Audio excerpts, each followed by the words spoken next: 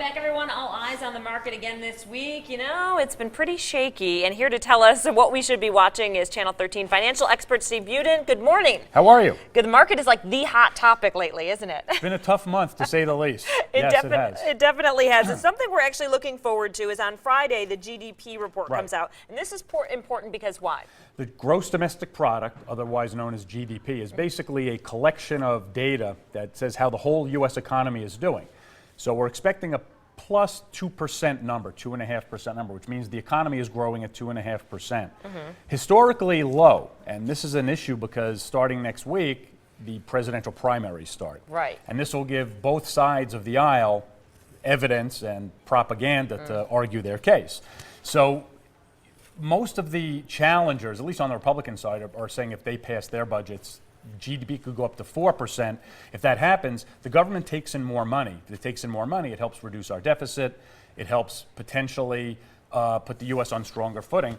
I have issues with whether they can make 4%, but at least let's see what happens on Friday. And depending on how it comes out, it could lead to more volatility or ups and downs in the market because the stock market right now really has no clue as to where the economy is going. Right. I always notice when those reports come out, we see like an immediate reaction, yes, right? It is. It's almost immediate. And then what's interesting, you wait 3-4 days and you sometimes get the opposite happen. So it's crazy out there. All right, so we have the inflation is down. That report actually came out last week, and so we already saw that. And how is this going to affect everyone? This is important, too, because inflation is usually tied to cost of living adjustments with pensions and Social Security checks.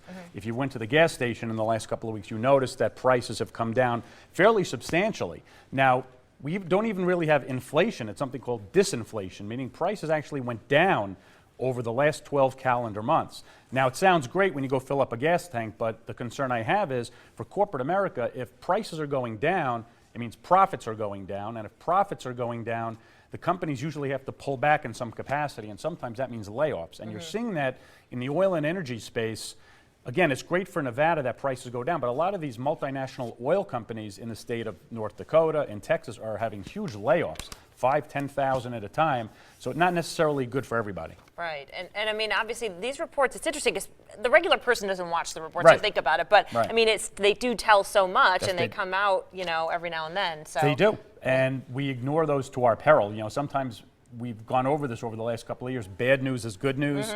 Good news is bad news for the markets. Right now, you're seeing this bad news actually is bad news. You know, the markets had a tough month of January for these types of reports because the data is not that good right now. Right. And something that I found really interesting, Americans in credit, this is what we're talking about, up to 70% under 30 have damaged credit. So under 30 years old have damaged credit. And now this is interesting because, I mean, is it because they're buying into the whole, you know, you get a free T-shirt if you sign up for the Discover Card thing? Or that what? happens. You know, you go to a college campus, you get the free credit card, you go out, you buy books, you do whatever, and then you forget to make a payment.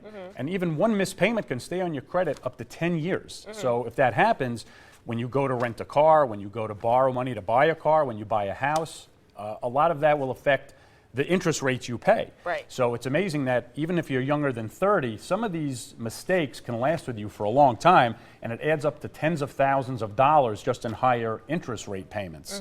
And 1% different on a credit card, 2% on a mortgage really adds up. So a lot of the young folks out there, be very careful when you get your first credit card because one or two mistakes can really come back to hurt you. Yeah, definitely. All right, Steve, thanks so much. Good information. We'll make sure we're careful with our credit card. Don't just blow your money, folks. All right, let's go over to Todd.